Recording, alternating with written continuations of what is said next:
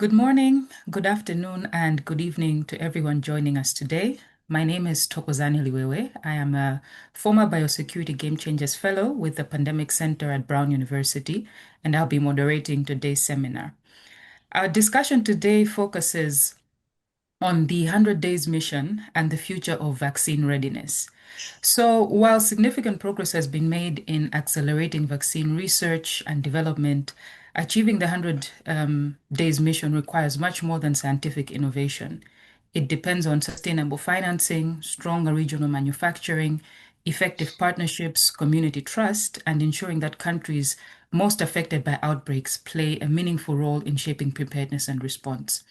Today, we'll explore what progress has been made, the challenges that remain, and what needs to happen to ensure the 100 Days Mission delivers not only faster vaccine development, but also more equitable access and stronger global pandemic preparedness. Please feel free to submit your questions throughout the discussion using the Q&A function. So we are so fortunate today to be joined by two distinguished speakers whose work spans financing, vaccine manufacturing, global health policy, and community-centered pandemic preparedness. So I'll introduce our panelists today. First, I'm pleased to introduce Nafisa Jiwani, Director of Innovative Financing and Manufacturing at CEPI. Nafisa leads the development of innovative financing approaches at CEPI, where she's establishing a new capability under CEPI 3.0, focused on strengthening the financial architecture needed to support epidemic and pandemic preparedness. Her work focuses on mobilizing and aligning public, private, and philanthropic capital to support the development, manufacturing, and equitable access of vaccines and other medical countermeasures. Prior to joining CEPI, Nafisa served as the U.S. International Development Finance Corporation. She served at the U.S. International Development Finance Corporation, where she built and led the agency's global health investment portfolio, growing it from approximately $200 million to more than $3 billion across pharmaceutical manufacturing, vaccine production, supply chains, diagnostics, health infrastructure, and digital health in emerging markets. At CEPI, her work supports efforts to advance the 100 Days Mission and strengthen regional manufacturing ecosystems through financing approaches that help bridge the gap between scientific innovation and sustainable scale. Welcome, Nafisa. Our second panelist is Agre Aluso, the Executive Director of Resilience Action Network Africa, RANA, and the Global Policy Lead for Resilience Action International, RANI.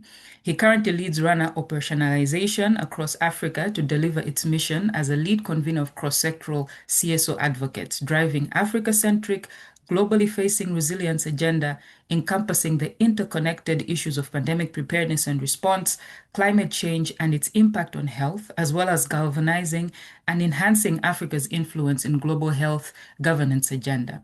He previously worked as a senior manager at the Open Society Initiative for Eastern Africa, leading the Health and Rights Program, and later leading the OSF Africa COVID response.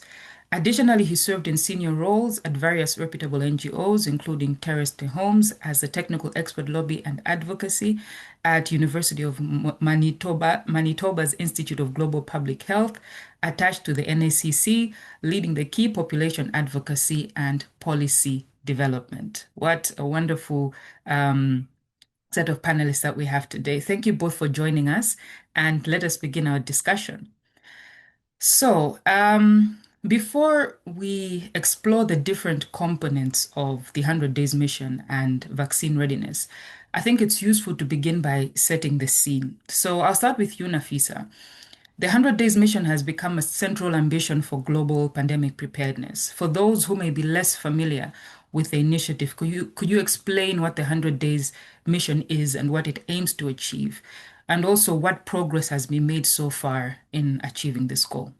Sure. So maybe the first piece, and it is incredibly ambitious. I think the first time that I heard this idea, I was working within the U.S. government, and I had someone who was working at the White House say, Nafisa, we just got out of this pandemic, and our next goal, we really think it'd be great if you could weigh in on your thoughts on getting from the time that you hear of an outbreak And we know that it could be something quite serious that we can get to a emergency use vaccine within 100 days. And I literally just laughed because, we had gone through this really, really crazy experience with the pandemic. And so really it was aspirational. And now sort of looking at where we are today, being at CEPI, it's quite impressive to see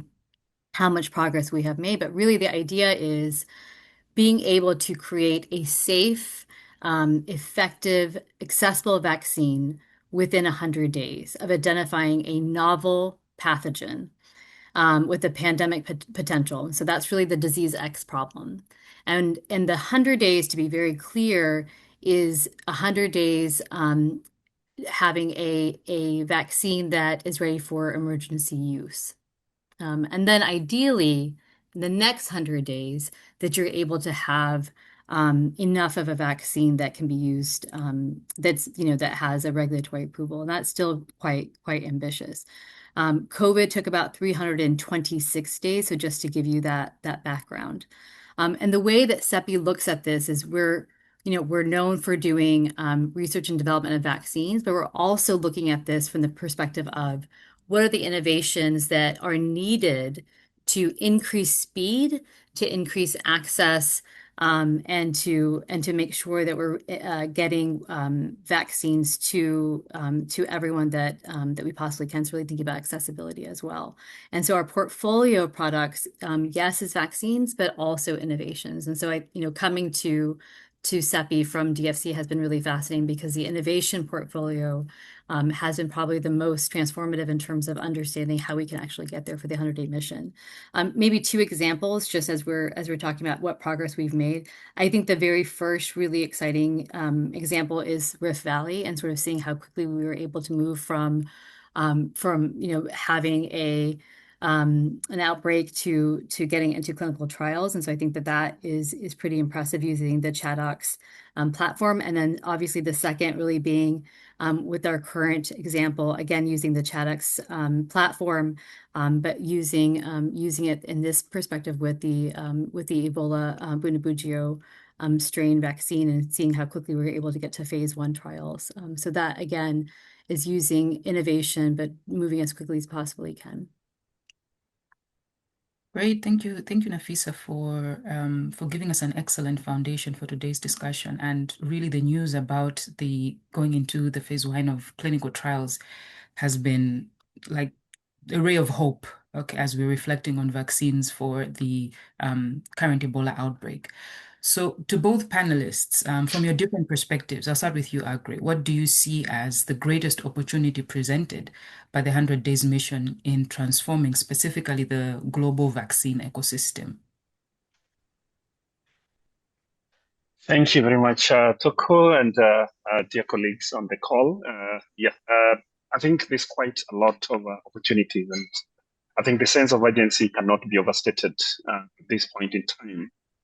We operate in a context where the need for preparedness is not about an abstract possible challenge. We're operating in a context since COVID, shuttling between different outbreaks and pandemics that has shown us that we don't have the luxury of waiting and planning, in peacetime. We actually have not experienced peacetime. So I think the conversation around 100-day mission, as Nafisa says, is very, very, very critical, and it's something that we are happy that we are having it in the context of real appreciation of why it is important to intervene within the shortest time possible. I think lots of studies that were undertaken post-COVID or during COVID showed that if you're able to bring a pandemic or an outbreak within control within a few days, we would have a better chance of containing it and reducing the impact, as it were. You heard about COVID, which still is unprecedented, that we are able to get vaccine within less than 500 days, actually 300, 400 and 400 days to be precise. And I think that was unprecedented. It's actually a demonstration that it is possible if we put our minds together, if we put our resources together, and if we have the right, intentions and make the right decisions, then this is possible. I think that is a very, very important point to take into consideration. That what the world showed with the innovation turning around, vaccines, not just one, several of them for COVID within that short time, that it's possible. And the tools that we can use to help keep our world safe and available. What remains an impediment in the decision making? What really motivates us to make certain decisions and not others? And I think that's what we really need to work on. We have more solutions than challenges, and we have to make sure that we're making decisions that are for people, not for market, not for political interest, not for any other consideration other than public interest, and treating this as critical public good that should not be, pegged upon, other considerations other than, serving humanity. Thank you. Thanks, Agri. Nafisa, any thoughts? And I agree, it indeed is possible. We just need to bring a lot of things together to make it work. It's happened before, and indeed we can do it. Any thoughts, Nafisa? No, I think it's happened before, and I think what we're seeing is more attention and coordination than we've seen ever. And I think, again, I'm looking at from the perspective of financing and understanding how institutions that one, for the development by institutions that are engaged in the way that they can engage, which is really not in the immediate, but in the medium to long term. Mhm. The banks were making investments in health, really, and if you look at this prior to 2020, they were making investments in health really as infrastructure and energy, right? Because that's the banks traditionally have done large infrastructure projects, and the pandemic was an opportunity to really coordinate and think about manufacturing very differently. And this was a global health emergency and an opportunity to engage in conversation about policy and what's needed, and how do we start to understand the regional needs, and if we're going to make investments, how do we make these investments in a way that is long lasting? And so I think this coordination has been quite helpful in terms of being able to be responsive. So the pandemic is one piece. The second, I would say, is an opportunity for, when there is an outbreak for Mpox. Again, there's a huge difference in terms of coordination. The banks immediately connected with global health institutions. This third round in terms of Ebola, the banks were on a call with WHO and CEPI and Gavi very, very quickly, and already are thinking about what they can do in terms of being able to provide financing. Again, it doesn't move away from grants, but it does start to think about what they can do. CEPI and Gavi immediately went ahead and started to coordinate and got money out the door within moments. And so I think that this coordination piece has been quite impressive, and in a way, people are really taking off their hats and coming together and thinking creatively. And I think that's how we're going to move that 100 days mission to a reality. And that, I think, is the key in trying to making this happen. Great, thanks, Nafisa. And indeed, coordination is key. And I like what you said, that ultimately it's how do we make investments in a way that they are long lasting? So yes, we're coordinating, coming together, but do we make it long lasting? And I guess as we go along, we'll begin to also reflect on that point as well. So I'd like to turn back to you, Agre. So much of the discussion around the 100 Days Mission focuses on speed and scientific innovation, which has come out as we started in the discussion. But recent outbreaks really have reminded us that successful responses also depend on communities, trust, and equitable partnerships. So Agri-Rana has been at the forefront of advocating for an equitable and community-centered response to the recent Ebola outbreak. From your perspective, what lessons from this particular response should shape the implementation of the 100 Days Mission? Thank you very much, Toko. Indeed, I think there are quite a lot of lessons, and I think one thing that is very clear from many of our stakeholders, we've had quite a number of conversations, two major CSO briefing sessions on the current Ebola, and we had very elaborate engagement around the previous mpox outbreaks, which Toko was part of when she was a fellow with us. And I think one point that keep recurring is that we cannot have community involvement and community engagement in these processes as an afterthought, to be brought in at the point where products are final and, are being distributed and they just be on the receiving end. I think it's very critical that communities are part and parcel of this process, right from conceptualization, from decision making to the clinical trials, to last mile, deployment.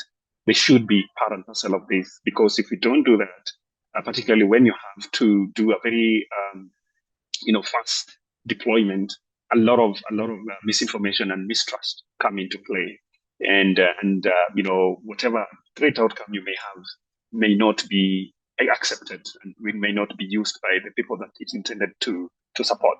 So I think critical lesson that I can say that we've learned, is that in as much as we really need to develop vaccines and the countermeasures as quickly as possible, but we have to take into consideration how are communities being involved, how are they part of this process, so that the outcome is something that they understand, something that they own.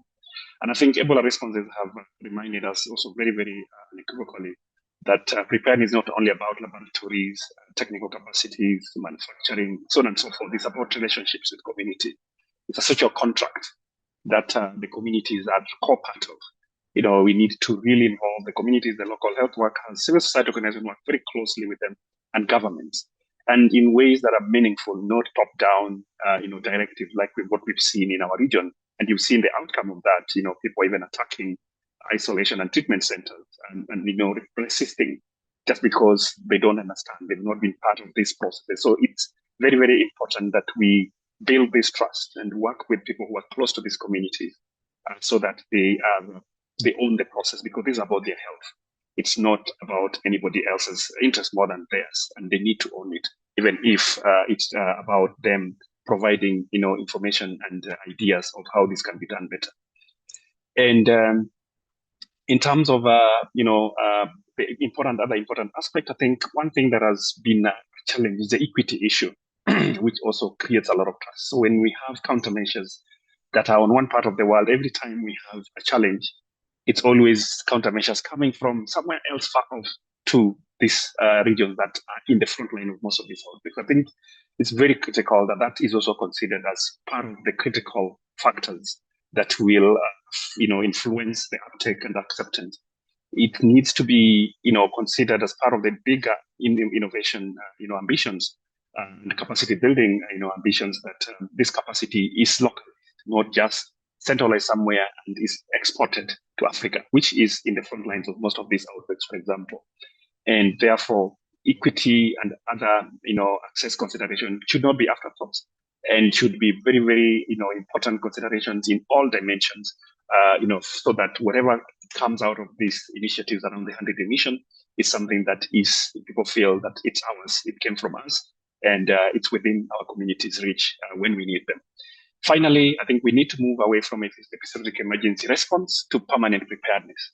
I think what we have seen, we've not really gotten out of that panic and neglect frame. Communities are always just involved when there's an outbreak like now. And when things become a little bit normal, we go back to doing things the way we keep doing them. So I think this is something that needs to be considered, even as we work on the 100-day mission.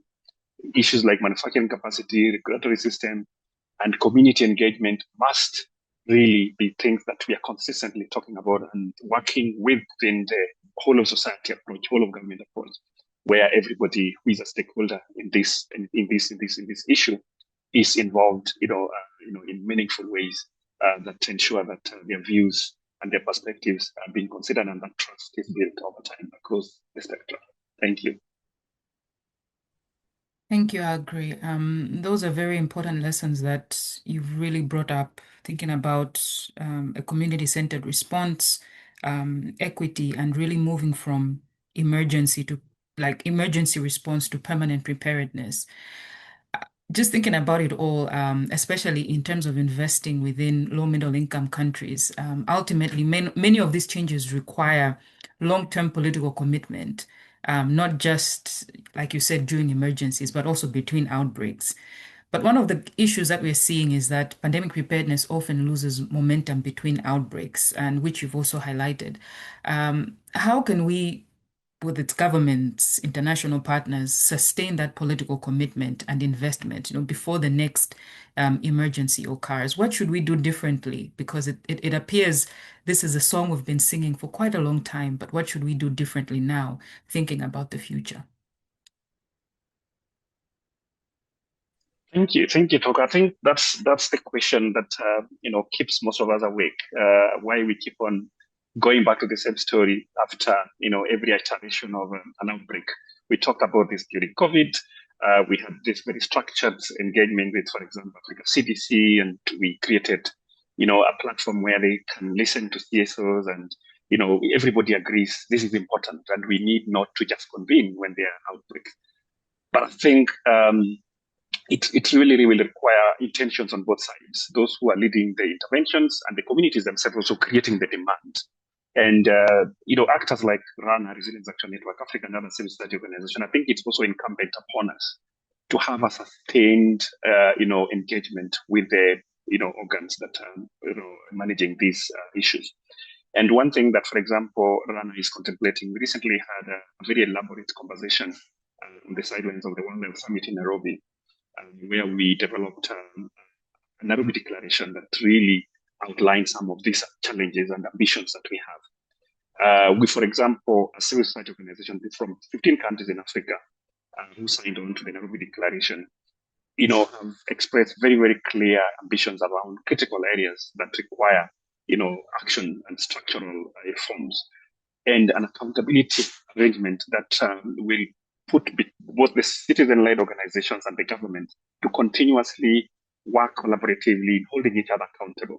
And we will be seeking, for example, to have a pact with the Africa Union through Africa CDC, for example, to have like an understanding between the civil society organizations and those organs at the global, the continental level, but also at the national level, so that we have a continuous process of structured engagement where we can agree on a set of priorities that need to be advanced, including those related to advancing the 100-day mission objectives, and holding each other accountable, and civil society also creating the political incentive, because we are the ones who dictate the political tempo, the appetite for what government prioritize. And if we don't show that these are things that are important for us, they also don't take them seriously. So there's quite a bit of engagement that is required on both sides, the demand side, which is the civil society side, and the citizen side, and on the governmental side to also be proactive to advance, these intentions. There are quite a number of intentions. We keep joking in Africa. We have commitments around named nearly after every city in Africa, the Lusaka Agenda, the Maputo Protocol, the Accra Reset. We need to make those commitments, come to life through a continuous accountability political commitment, which is actually dictated and pushed by the citizens' organizations in ways that can keep pressure and commitments to drive to delivering this. So it's something that I think will require concerted efforts. And we want to request partners both on the development partner side, because sometimes the funding patterns and the indications of what development partners, show as important, but sometimes also influence citizens organizing and engagement. I think it will take even those who have opportunity to support citizens engagement to really support these efforts that drive accountability, so that we can create an enabling ecosystem for this to be delivered. Thank you. Thank you, Agri. Nafisa, I'll allow you to jump in if you have any thoughts. No, as sure. well. I really appreciated hearing from Agri. Look, I've been in this space in terms of on the investing side, and I've worked with CEPI on that side, and now being at CEPI, I think it's a couple of things. One, I should say that I really appreciated working with Africa CDC and the leadership from Africa CDC, and even in the Ebola outbreak right now, what's been incredibly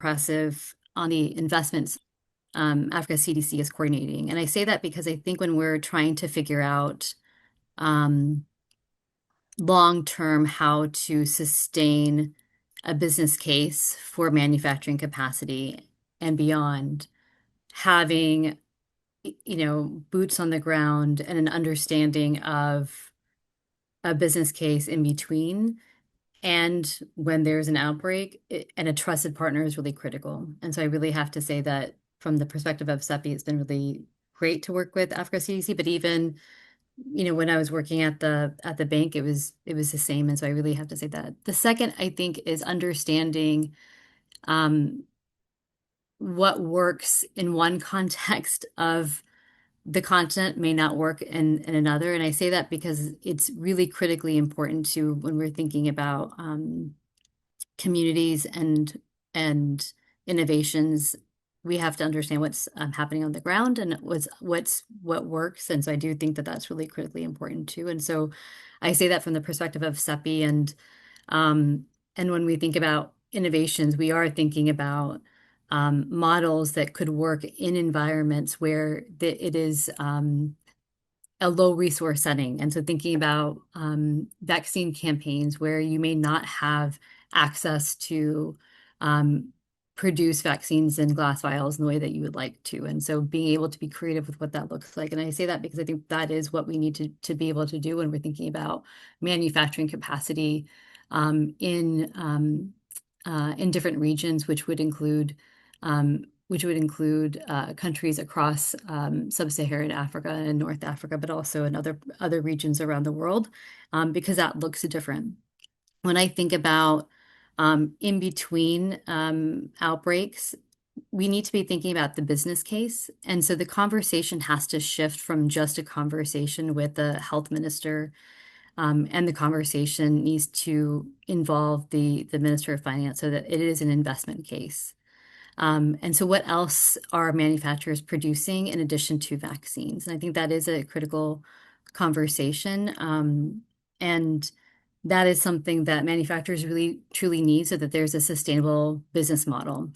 And so, my job at CEPI is really thinking about what is that sustainable business model, because we care about the vaccines definitely getting produced.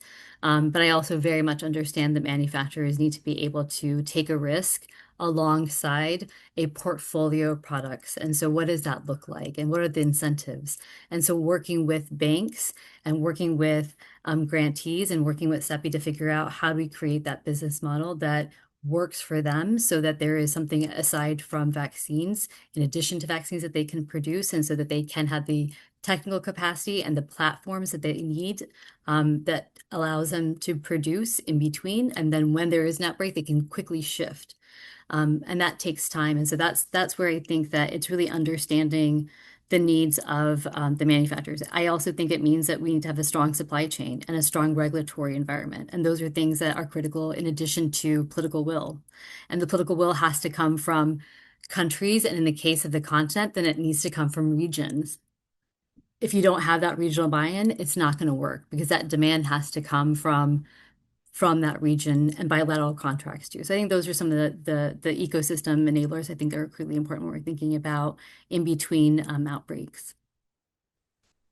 Great. No, thank you both for those insights. Just a reminder to our audience that there is a Q&A function. So we've seen a few questions coming through. So please keep them coming. Our panelists will be able to answer them towards the end of the seminar. So Nafisa, I'll move us on to looking at financing and manufacturing a little bit more deeply.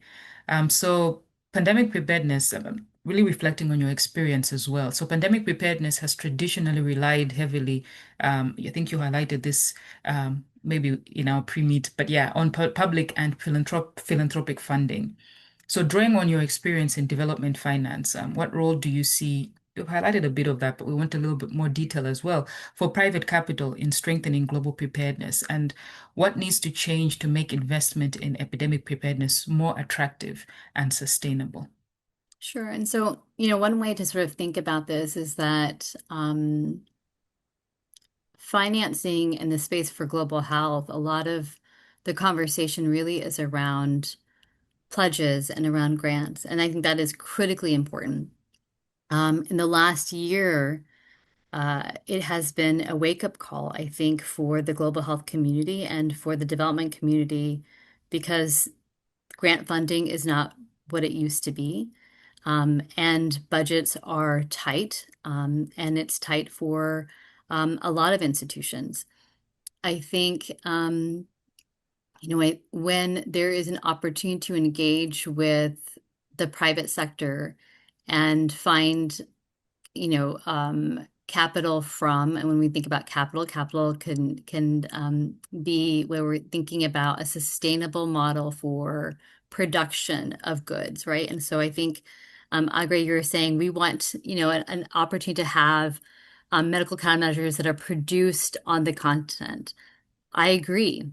What does that look like? And so for a manufacturer, that means I have to be able to produce enough goods and I need to be able to have a demand where it is aggregated across a number of different entities. And so whether that is getting pool procurement from an entity like Gavi if it's vaccines, or Global Fund if it's, contracts that are coming in from other countries, from private sector, those are the types of things that manufacturers are going to need.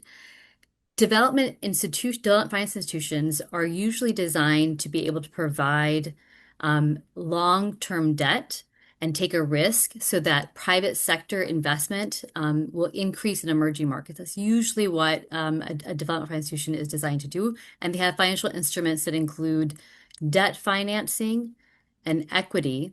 They'll have loan guarantees as well. But the design for the financing is really interesting because unlike commercial financing, the development finance institutions will be able to provide, debt on terms that are very different. They'll be able to give debt with a longer tenor being that you can repay me back in 7 years or 10 years versus 2 years, which becomes very attractive, especially for a manufacturer that is taking a risk and doing something they've never done before, or in a market that is new. And arguably, vaccines is taking a really big risk because we don't know whether or not you might get regulatory approval for a product or if there'll be enough demand for a product. So the pharma industry or life sciences industry is an area where you would love to have capital that gives you enough time for you to be able to pay back a loan. In addition to having longer tenors, they usually provide pretty competitive interest rates. And that becomes really interesting for a manufacturer, especially when they're looking for capital. There's also opportunities for equity, especially for manufacturers that, again, are looking for equity that's in terms that might be a little bit more like-minded for a lot of the manufacturers in the countries of interest. And so this is where, again, there are terms that would be much more friendly for emerging markets than you would find with a commercial bank. And that's where, when you're looking at the mid to long term, it's quite helpful to have that type of financing. That financing is even better when it's coupled alongside with grant money. And so that's when we talk about having a capital stack that works. And especially when we're talking about vaccines, especially, we've talked about medical countermeasures where we're trying to do something that hasn't ever been done before, which is regional manufacturing these products. When traditionally a lot of these products were produced in one or two different areas of the world, this is where it's really critically important, is having a layered stack of financing tools that can meet the needs of a manufacturer. So I hope that sort of gives you a sense of what that looks like. And so the loans will have to get repaid back, whereas the grants, if it's a traditional grant and it's just given directly, doesn't get paid back. If it's something that is a grant that is given alongside with a loan and it's part of that package, then sometimes people call that a recoverable grant. And so that means that sometimes that grant could be paid back, or sometimes it means that if it doesn't go well, then the grant money is what's used. Or it means that if it does go well, then the grant money never gets used, and it's really the loans end up being used. And so there's different models in terms of what a package could look like in terms of financing. And this is where things start to become really interesting, again, depending on what the manufacturer needs and what type of risk is being taken. Thanks, Nafisa. I think the financing element is quite critical. I was reading an article the other day and, thinking about everything that is needed, but money. It's Money money, really, and it's a type of money. And I would say yes. arguably it's the money, it's the risk. Yeah, The money, the risk, and then do we have the demand? Are people going to actually purchase the products? exactly. That demand side is also quite critical. So, Agre, please feel free to come in thinking about innovative financing approaches in regards to the vaccine ecosystem. Thank you. And I was in a conversation talking about financing health innovation the whole of last week in Cape Town with some colleagues, and we had quite a deep dive conversation into this, some of the things that Nafisa has said. And I will just, give a perspective. It's, something that is always at the center of, when you're talking about financing innovation that should support public interest, for public good and, about people's lives and human rights at the core of this consideration. I think it becomes a question of what the last point that Nafisa makes, what kind of money would help us deliver this? Because the monies that require quick returns and that are, driven, by the market motivations, would want to see interest coming and would classify risks based on only on the financial side. But rarely do we look at the risks of not having people covered or protected from infectious diseases, which can tank the whole market, like what COVID nearly did, or what COVID did actually. We never look at that risk. What is the other flip side of this risk conversation? And of course, the private sector have, obligation to their shareholders, but somebody, there should be some obligation to find the right financing that should guarantee the public interest and safeguard the risks that are on the public side, on the human side, not just on the money side.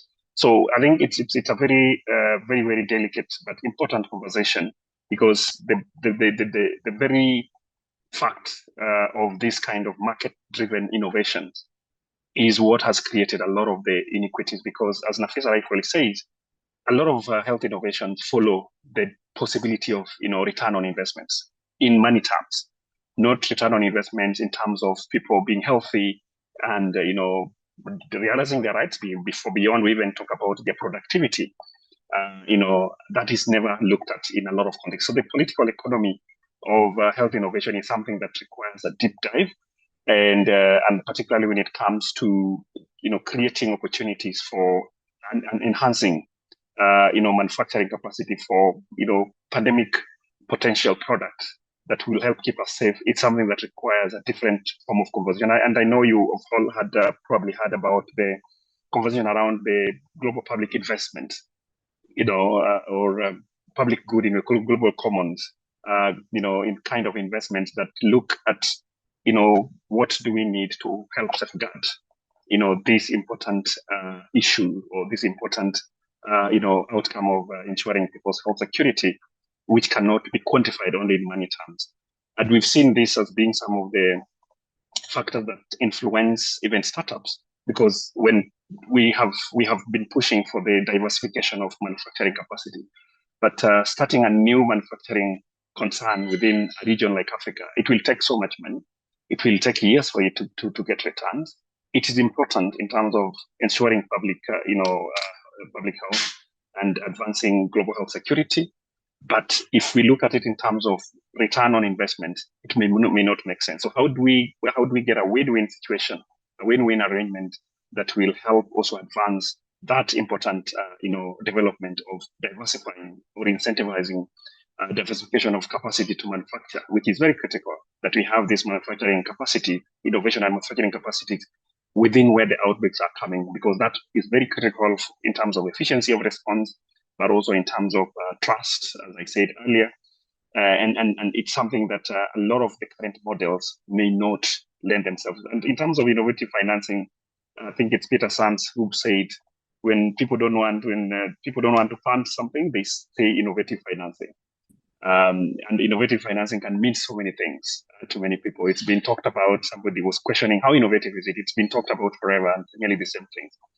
But the bottom line is, this is a very, very critical conversation in this space, and I think it requires a lot of transformative, revolutionary financing. That somebody told me here in Zambia that it's not about innovation. It needs some very, very robustly and uh, you know very what do you call it? Something that is not just shifting things from this to this. It's really, really transformative and revolutionary kind of thinking that will help us really get to where we need to be. I don't know how that it should look like, but that's what I think we are thinking, that it needs some radical thinking. Yeah, I Thank agree. you. I agree. And I think it's probably well beyond vaccines, right? So I think that the Yes. financing package that the banks did put together for Madiba is one example. And I think that that's helpful, but I don't think it's enough because you need to have supply chain that connects to that. And the financing package that's been there now for BioVac, again, really great, but there needs to be more. There is the financing package for BioVac for Aspen Pharmacare. Again, there needs to be, I think, more sort of attention to how do you build around these vaccine manufacturing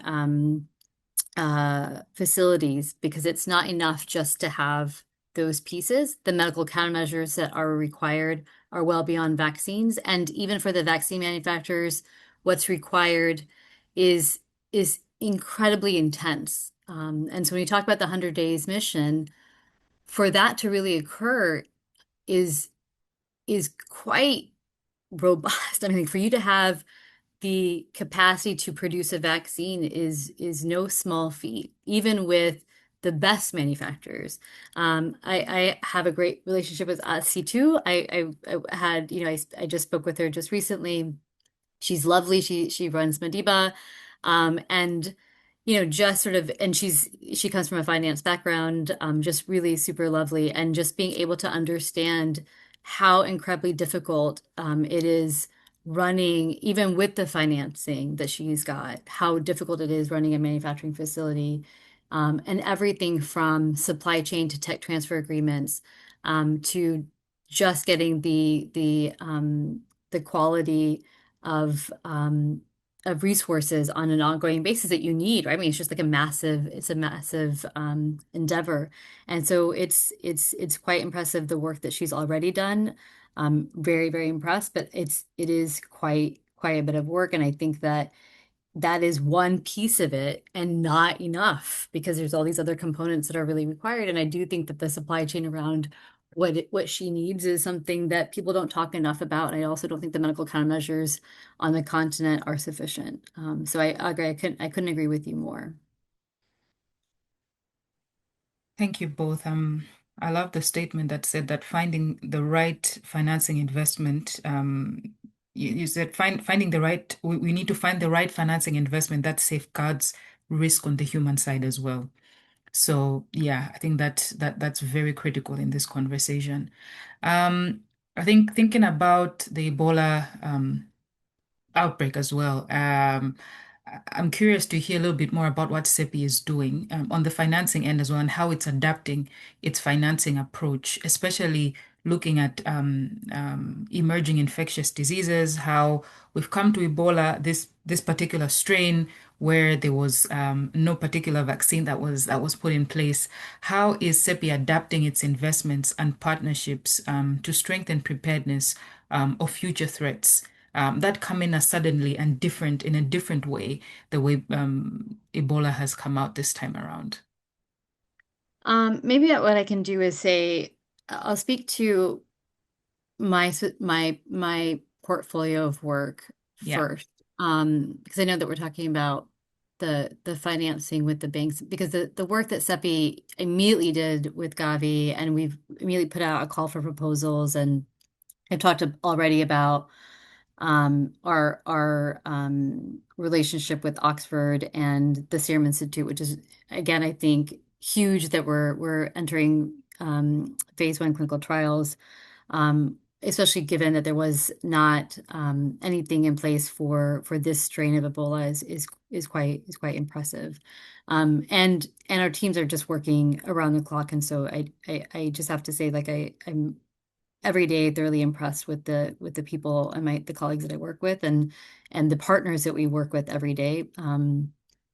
Is the only reason I think that we're able to do the things that we do. But from a financing perspective, the way in which we're thinking about this really is, at least in terms of the financing for what's needed, is figuring out where the gaps are, from a perspective of clinical trials, but then also from a manufacturing capacity standpoint. So if and when there is a product that's available, are there opportunities for banks to provide financing alongside with CEPI? So the minute that, I mean, I think I was at the World Health Assembly and was able to immediately connect with the banks, there, and then we organized a call with Africa CDC on the line alongside with Gavi and all of the major banks that were involved with not only the G7, but the G20, to understand what financing they could provide and how they could engage. Again, as I mentioned, the banks are not in a place to move immediately, but they're able to at least start thinking about where they could provide financing in the mid to long term, and they're already having conversations. The second thing they were able to explain is where they could engage directly with medical countermeasures that they already have financing agreements with. And so I think that they directly working with Africa CDC on Ebola, specifically in CEPI. There could be potential projects that we do together. This is where we're in conversations with the banks right now. Part of it is just, again, understanding where they have the appetite and willingness to take a risk. This is, again, a strain of a vaccine that does not have regulatory approval yet. And so I think this is where they're trying to push on their end too, because this is new for the banks. But I think the fact that they're open and willing to have a conversation is saying quite a bit. Great. Thanks, Nafisa. I think at this point, we will take a question from the chat. We have one around AI. If either of you could be willing to answer this. So my question is to know whether AI is playing a role in making the 100 Days mission successful, and what measures are taken to combat misinformation and disinformation around AI-developed vaccines, and how do you build trust for the vaccine's beneficiaries? Maybe I can pass this to you, Agre, if you've got any thoughts about misinformation around AI with development of vaccines and how that is being combated, even from the community perspective. Thank you so much. I think definitely we need all tools that we can use to help advance, innovation and manufacturing. And I'm not very vast with how AI is being used, but I'm very sure all technologies, and Afisa can talk more about that. But I know there are conversations around guided discovery and innovative platforms that can turn around, that can truncate or fast track, advancement of innovation. So definitely all tools that are available to us can be used. And of course, it doesn't come without risks, including even biosecurity conversations with the possibility of dual use. The same way you can use those, technological advancements to, do innovations for good, in the same way they can be used to be, for something that may not be necessarily good. And, two things that are inherent in that kind of conversation is that we have, very robust regulatory environment that, safeguards against misuse of such possibilities, but also a very robust engagement with communities and beneficiaries to understand that all these have been done within a context of a regulated framework that they should therefore trust. So I think it goes hand in hand with the same concerns we have about the whole process of innovation and manufacturing, with communities being informed adequately and reassured through proper regulatory ecosystem that whatever is being done with utmost care, with proper regulations, and with community interest at heart. So that's something that I think is implicit in that, and I think it requires proactive engagement, not something we wait and get people to start questioning and interrogating. At the end of the day, we had concerns. I remember when we COVID vaccines, where people have questions about mRNA vaccines, what type of vaccine, what was the platform that was used to produce it, and they want to make some suggestions that depending on which platform was used to produce it, there could be implications about its side effects or others. And I think a lot of it is just because people don't have adequate information. And I think that's where technical people like Nafisa have to really work with us so that we can develop this information prior and more proactively in the interpandemic period, not during crisis when we have to respond to already circulating rumors and misinformation, but proactively producing this information and what do you call it, and troubleshooting before they become a barrier to uptake of the countermeasures. Thank you. Thanks, Agri. In the interest of time, I will pose the second question to you, Nafisa. It says, in the discussions on financing for manufacturing, where do African governments sit? So what type of engagement have African governments been in regards to regional manufacturing, financing for manufacturing specifically, from your experience? Well, I just got to CEPI in March, so I haven't in my new role engaged in this way because it's not part of my purview. But I know that the development finance institutions definitely work with the governments for sure. It's part of what they're supposed to do. It's part of what they do. There's no world in which they can move forward with a lot of these agreements without engagement with governments, because a lot of these manufacturing projects are so incredibly intense that sometimes there's a public-private partnership. A lot of the agreements require approval from governments, and so I know that many of the development finance institutions definitely engage with the governments in that way. For CEPI, obviously, we work with governments across the continent all the time for so many different reasons. In my role in particular, my work is really focused on understanding from a manufacturing standpoint, because I'm in the process development and manufacturing space, understanding how our innovations can get financing, understanding how our vaccines can get financing, and ultimately really through manufacturing and sustainable manufacturing. And so that's really the work that I'm doing.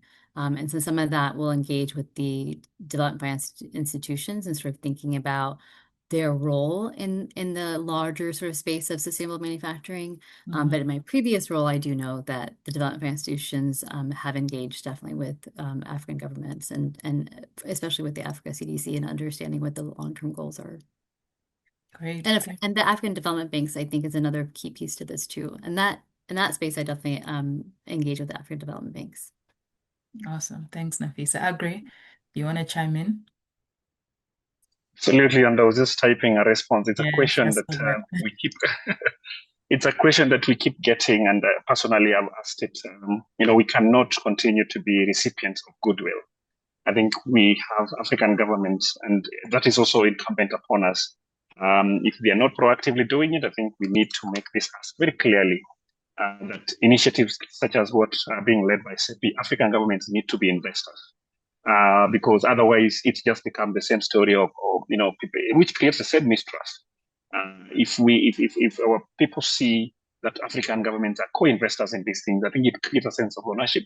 It also gives them, good opportunity to engage and help direct the priorities. I think so, because just waiting for, and we've seen, the trends of, who contributes typically to these initiatives. I think it's something that we have to be actively pushing for as society organizations, that there are initiatives that are, viable and worth investing it in, and we have to be investors. We don't have, well, however little it is, African governments need to be investors in this kind of initiative, and our people need to make that demand of our government. Thank you. No, thank you for that, Agri. So we have our final 4 minutes. I'll allow 1 minute to each of our panelists to say if we are having this conversation in 2030, what one specific change would you hope to see that would demonstrate the 100 Days mission has truly succeeded from the perspective of accelerating vaccine development, but also in ensuring equitable access? So start with you, Nafisa, your 1 minute, and then Agri.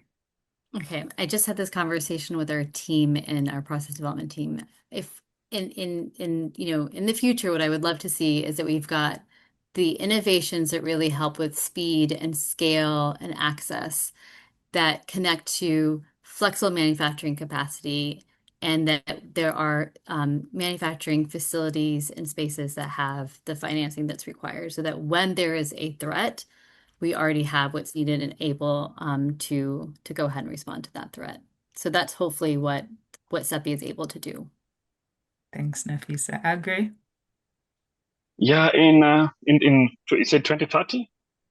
In 2030, I think what, Or yeah, 2060. or But close, 2060. closer is Definitely the 2060 better. is vision, 2060 is vision a little there. bit easier, Algray. That's 2060 for me. I think that, it's going to take a little bit of time. I just got here, 2060. I know.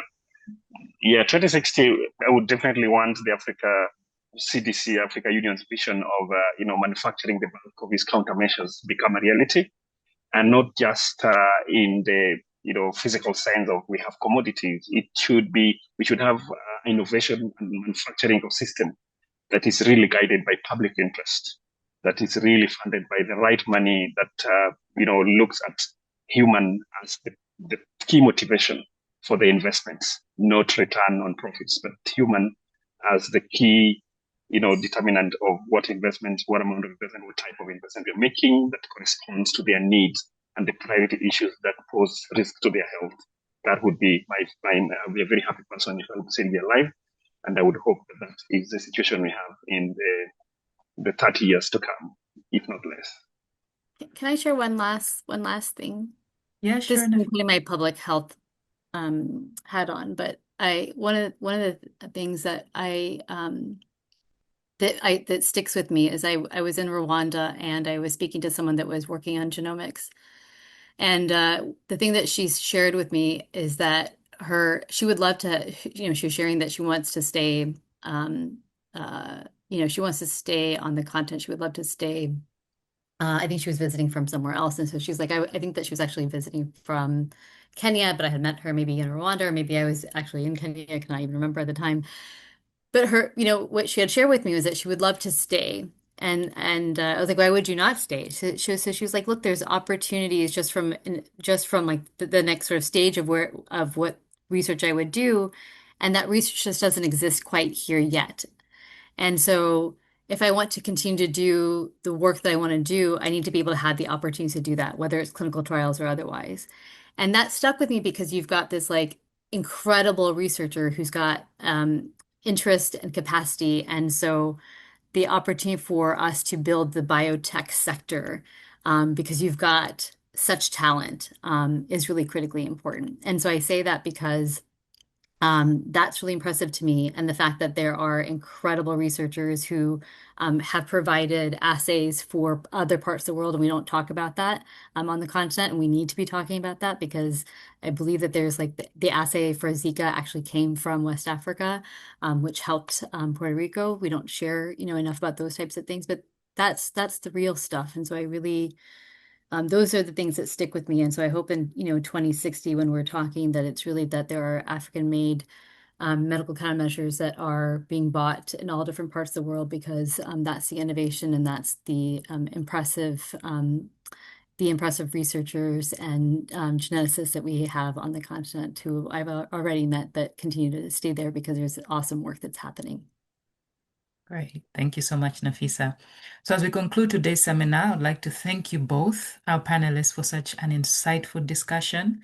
I'd also like to thank the team at the Pandemic Center for amazing work organizing today's seminar, and every one of you from all over the world who joined us today. So a recording of today's seminar will be available on YouTube in about a week's time. Thank you all for participating, and goodbye.